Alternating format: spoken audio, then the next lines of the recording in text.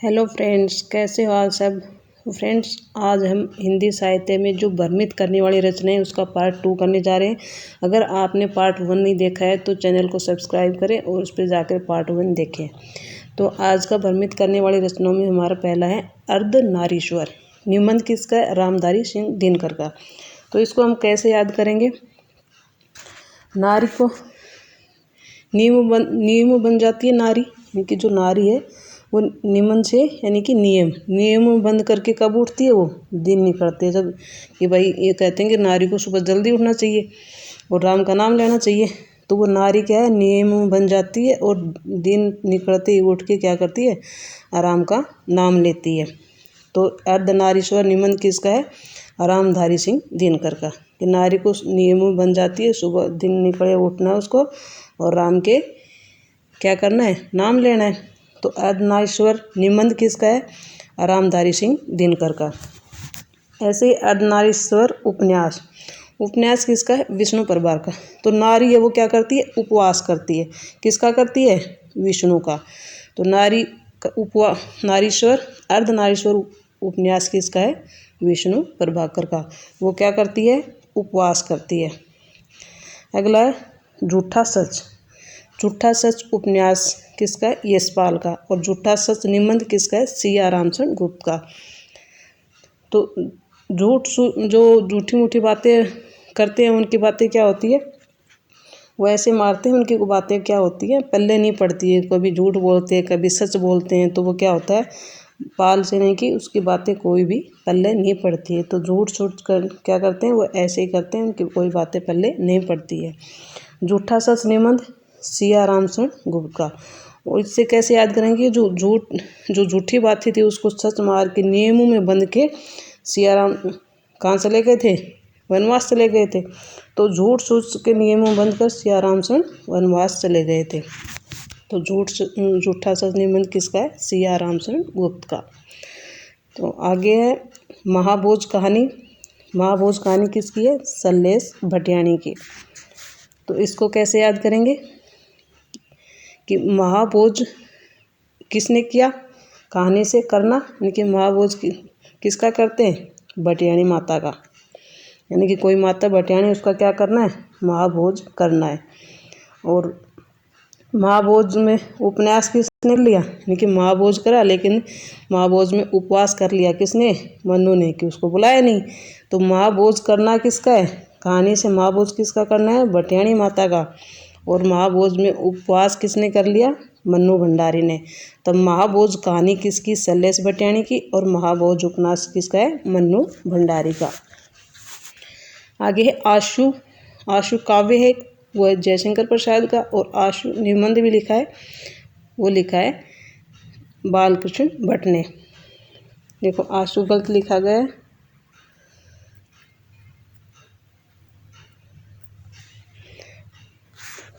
आंसू काव्य से, यानी कि आंसू कौन नहीं निकालते? जयशंकर जी की क्या है? आंसू नहीं निकालते जयशंकर जी। और आंसू निबंध किसका है? बालकृष्ण भट्ट का। यानी कि जो कृष्ण जी को कितना, यानी कि ऐसे याद कर सकते हैं कि कृष्ण जी के आंसू बंद हो गए थे। निबंध से क्या कर लेंगे? बंद कर लेंगे।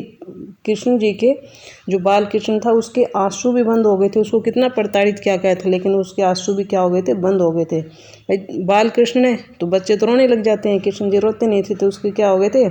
इतनी यातनाएं दी गई थी कि उसके आंसू बंद हो गए थे। तो आंसू निबंध बालकृष्ण भट्ट का है।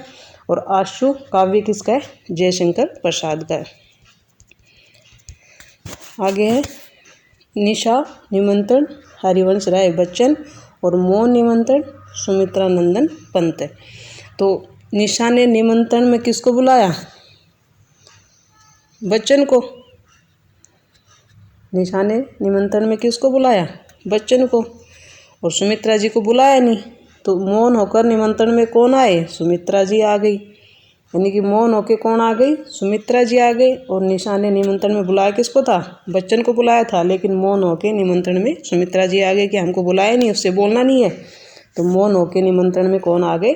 सुमित्रा जी आ गए। और निशा ने बुलाया किसको था? बच्चन जी को बुलाया था। तो निशा निमंत्रण किसका है? हरिवंश राय बच्चन का। और मौन निमंत्रण किसका है? सुमित्रा नंदन पंत का। आगे मुर्दों का गांव कहानी धर्मवीर भारती की, और मुर्दों का टिल्ला उपन्यास है वो रांगे राघव का है। तो मुर्दों के गांव की कहानी कौन सुनाता है? वो कोई वीर होगा, वही सुनाएगा ना कहानी। तो भाई मुर्दों के गांव में, हमको तो मुर्दों के जाने में डर लगता है, उसको देखने में डर लगता है। तो मुर्दों के गांव भाई किसी ने देखा होगा वही कहानी सुनाएगा। तो कौन सुनाएगा? जो वीर होगा, जो उस चीज़ को देख सकेगा, जो वीर होगा वो क्या करेगा? मुर्दों के गांव की कहानी सुनाएगा। तो मुर्दों के गांव की कहानी सुनाई तो रांगे राघव यानी राम जी ने क्या किया? मुर्दों के जो गांव का टीला था उसके ऊपर ही जाकर बैठ गए। तो मुर्दों के गांव की कहानी किसने सुनाई? धर्मवीर भारती ने। यानी कि मुर्दों के गांव की कहानी कौन सुनाएगा? जो वीर होगा। और मुर्दों के गांव की कहानी सुनाई वीर ने, तो राघव यानी राम जी ने क्या किया? मुर्दों के गांव के टीले के ऊपर ही जाके बैठ गए। तो मुर्दों का गांव कहानी किसकी है? धर्मवीर भारती की। और मुर्दों का उपन्यास किसका है? रांगे राघव का। आगे है 33 कहानियाँ सिमी हर्षित की है, और 11 लंबी कहानियाँ चित्रा मुग्दल की है। तो 33 कहानियाँ सिमी ने हंस के कितनी कहानियाँ सुनाई? सिमी ने हंस के कितनी कहानियाँ सुना दी? 33। सिमी ने हंस के कितनी कहानियाँ सुनाई? 33। तो मुग्दल ने क्या किया? चित्र बना के 11 कहानियाँ सुना दी। अगर तुमने 33 कहानियाँ सुनाई, मुग्दल ने चित्र बना दिया और 11 कहानियाँ उसने लंबी कहानियाँ सुनाई।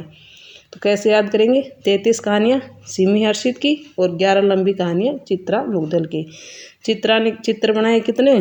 11 कहानियों के, और हंस के सिमी ने क्या कर दिया? 33 कहानियाँ सुनाई। आगे राणा प्रताप सिंह जीवनी चंद्रशेखर पाठक, और महाराणा प्रताप सिंह जीवनी रामवृक्ष वेरीपुरी रामवृक्ष शर्मा। तो प्रताप की जीवनी को क्या करते हैं? हम पढ़ते हैं। पाठक से यानी पढ़ना। राणा प्रताप की जीवनी को क्या करते हैं? पढ़ते हैं।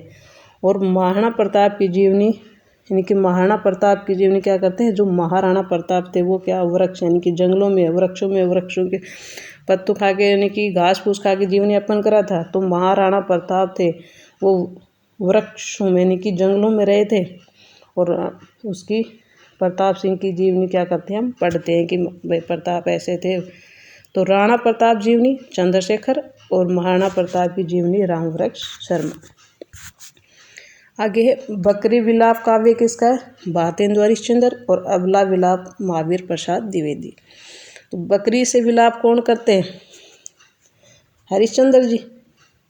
भाई हरिश्चंद्र जी क्या है? बकरी से यानी जानवरों से भी प्यार करते हैं। हरिश्चंद्र यानी कि भगवान क्या करते हैं? बकरी यानी जानवरों से भी प्यार करते हैं। तो इसको याद कर लेंगे कि बकरी से विलाप कौन करते हैं? हरिश्चंद्र जी। और अबला विलाप यानी कि नारी को क्या चाहिए? प्रसाद। किसका? महावीर का। यानी कि महावीर का क्या चाहिए उसको? प्रसाद चाहिए। तो अबला विलाप किसका? महावीर प्रसाद द्विवेदी का। और बकरी विलाप काव्य किसका है? भारतेंदु हरिश्चंद्र का है। आगे है रंग में भंग उपन्यास जय रामदास गुप्त का। और रंग में भंग काव्य किसका है? मिथिलेशन गुप्त का।